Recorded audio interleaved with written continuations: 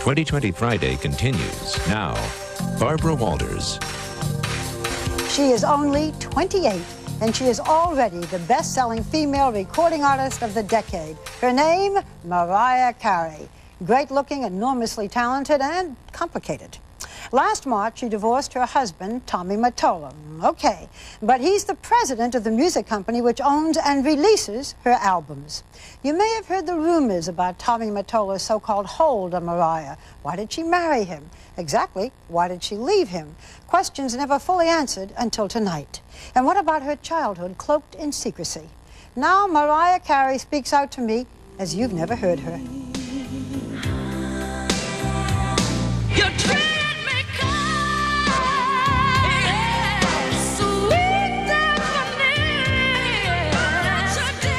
Mariah Carey exploded on the scene in 1990.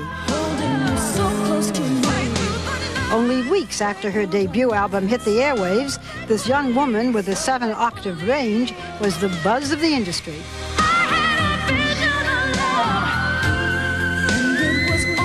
Her album rocketed up the charts and stayed on top for 11 weeks. It produced a record 4 consecutive #1 singles and won 2 Grammy Awards. Mariah Carey! Mariah Carey was just 20 years old. I really had this pure determination my whole life. Since I can remember, I knew that I wanted to do this. You wanted to be a singer or a star? I wanted to be a singer and a star. Mariah, how you doing? Mariah has become a star, and today she lives like one, on the east side of Manhattan, only 30 miles from where she was raised, but a world apart from a childhood marked by instability and insecurity. She was the youngest, by almost a decade, of 3 children, born to a white mother and an African-American father. When you were growing up, did people consider you black or white? I don't think they knew what to consider me. I felt really like an outcast because I didn't feel like I had anybody to identify with. Being multiracial is still an issue for you today? It's something that I grew up with, and it's something that stays with me, and I felt like I always had something to prove because of that. And I think that's one of the things that made me who I am. Mariah was a toddler when her father left the family. Her mother, an opera singer, was forced to take whatever job she could find, even when that meant working nights and leaving Mariah alone. Then there were the dark secrets, the ones she doesn't talk about much, but hints at in her lyrics. You said I was a wayward child with the weight of the world that I held deep inside. I learned many things that little ones shouldn't know. Part of this had to do with your sister. It's on the record that when you were very young, she was on drugs. Yes?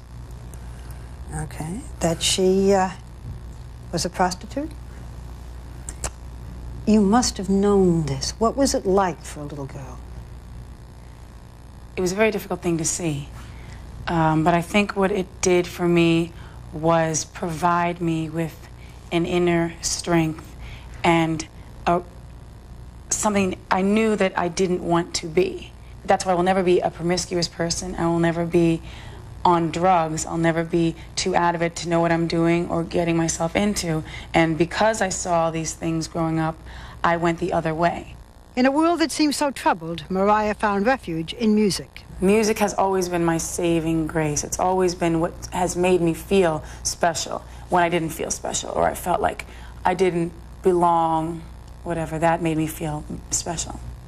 In high school, while most other 16-year-olds were living normal teenage lives, Mariah was fleeing Long Island for Manhattan at every chance to write music with a partner, sometimes until 3 in the morning.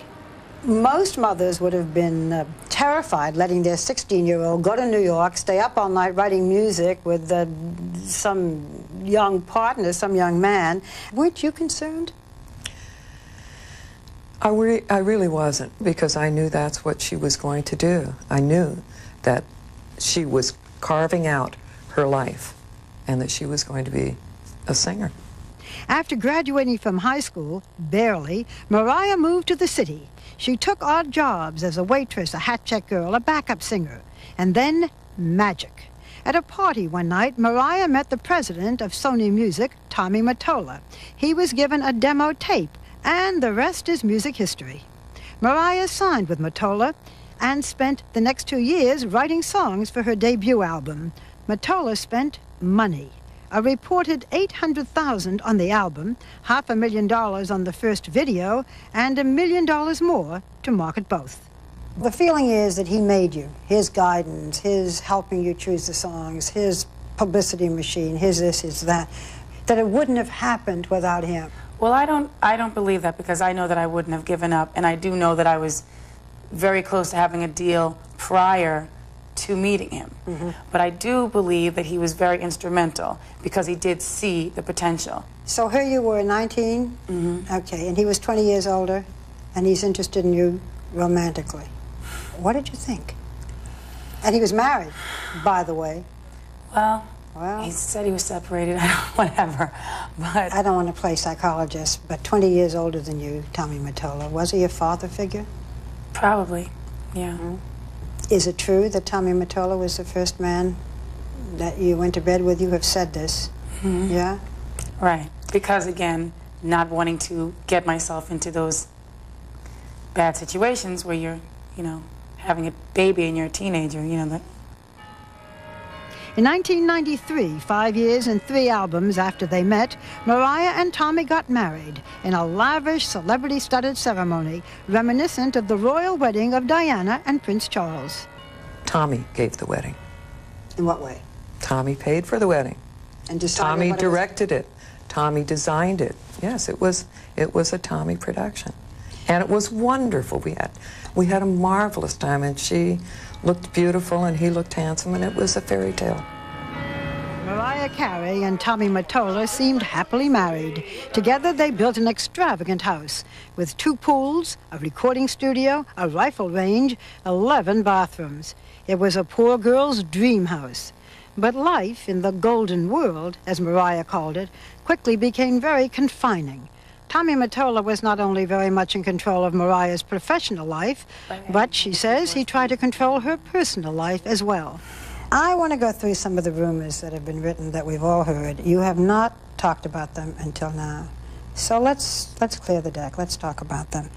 Describe to me, for example, what some of the restrictions were that you found so difficult.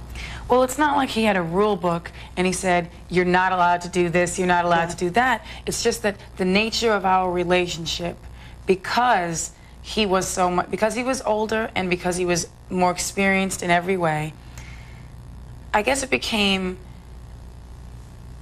oppressive in a lot of ways. Tommy didn't like the way you dressed. He would not have liked you to dress like this. Well, towards the end, it got a little bit better, but no, he had some issues with that. He wanted you to wear the high neck, the long, you know, to look a little more demure. Probably. You got movie offers. Tommy did not want you to act, to be in movies. Right. Why not? Probably because he felt that, well, what he says is because he felt it would be bad for my career. Being in movies would be bad for your career. Well, that's what he used to say. So. And so you turned down movie roles? I was not told about them. I would read things like in Variety or Us or whatever magazine. And you never knew that you were offered them? No. I mean, I would have said yes. Any roles you know of today that you might have had you been able to say yes? Yeah, but I'm probably better off not saying what they are. Roles that made somebody else a star? Pretty much, yeah. Mariah, you know that it has been written that you were a virtual hostage in that house. Right. Were you? Could you come and go when you wanted? Could you see people you wanted to see? It's not that I couldn't. I mean, I could have walked out, too. You know, I put myself in a situation... But he would have been mad. Yes, it would have been a thing. It would have been a thing. Is it true that Tommy eavesdropped on you through an intercom system or would redial if you made a phone call, that kind of thing? Did you feel that? True or not, did you feel it? Obviously you did. I have a record coming out. A record that will be released by the company Tommy Mottola still heads, and that has Mariah under contract for 2 more albums. When you finally said, I must leave, Was it one thing or just this accumulation of things? It was the accumulation of things. What started to happen was I started meeting other people who were young and in the music business and successful, but also led their own lives. And I started to see the differences, and people started saying to me, how can you handle this type of situation? You shouldn't go through your life always in fear of the next argument or the next issue or the next problem. So 4 years after the storybook wedding, Mariah left Tommy Mottola. Were you worried when Mariah and Tommy broke up, and he's the head of Sony Records? Absolutely. You know, yeah? Absolutely. Petrified. Because I felt if he can make a career, he can break a career. Do you think that he might do that, try to hurt her career? I hope not. I hope he doesn't. But there's that doubt. Always. Are you afraid? He listens to this interview and he gets mad. And he may not want to put out your next album. I mean, he is in control in that sense of your albums, yes? He's the head of the company, so he's the one who's calling the shots. And really, I would like to have a good relationship with him. Are you still in love with Tommy Mottola? No, I'm not in love with him. I care about him as a person, and I would like to be able to talk to the good guy when he's being the good guy. So far, he seems to be the good guy. Shortly after her divorce, Mariah released an album for Tommy's company called Butterfly. It debuted at #1 on the charts. Ironically, the first video shows a woman being held hostage in an empty mansion and escaping. Come on.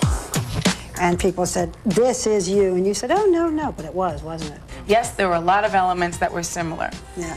But I did it because I wanted an excuse to change into a lot of little James Bond outfits and have fun and swim in the water and be in Puerto Rico, because those were all things that I hadn't been able to do before. But the hostage business, the business of being in, you know, in that house and tied to the chair or whatever, that wasn't an accident.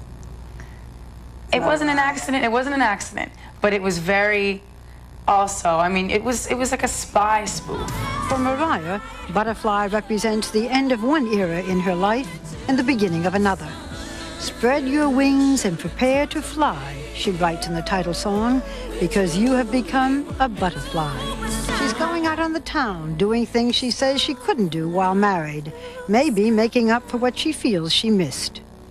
Since your separation, you have changed your physical image. You dress differently. That's true. Yeah. Very differently. Is it fun? It's a lot of fun. It's sexier. It's definitely much more true to who I am. Here's a long one. Okay, simple, strappy back. Your skirts are getting shorter and the tops are getting lower. It's fun for you to look sexier, isn't it? You know what? It's fun. It's like being a little kid and playing dress up, and you know. But there are also adult responsibilities in this new life. Mariah fired the manager and lawyer who had been hired by Tommy Mottola and has taken charge of her own career. She's about to release a new album called Number Ones, and she's hoping to break into the movies. Today, at 28, Mariah has personal responsibilities as well. The sister is HIV positive. The sister who abused drugs. You help to take care of her. You support your mother. There's a lot on your plate. I think when you reach a certain level of success, you have a lot more responsibilities. And actually buying my mom a house a couple years ago was one of the best things I ever experienced in my life. All your life, as a very little girl, you wanted to sing and be a star. Now you sing and you're a star. What's the ultimate ambition? Hopefully continue to be successful and to find happiness, too, because I'm still looking for that. And I don't like to say that because I don't want to seem ungrateful. I know what I have. But still, inside, I don't feel like there's anyone who necessarily truly and fully understands me or who I can trust completely. So the butterfly has spread her wings, but it's still a strange world out there. I would say so.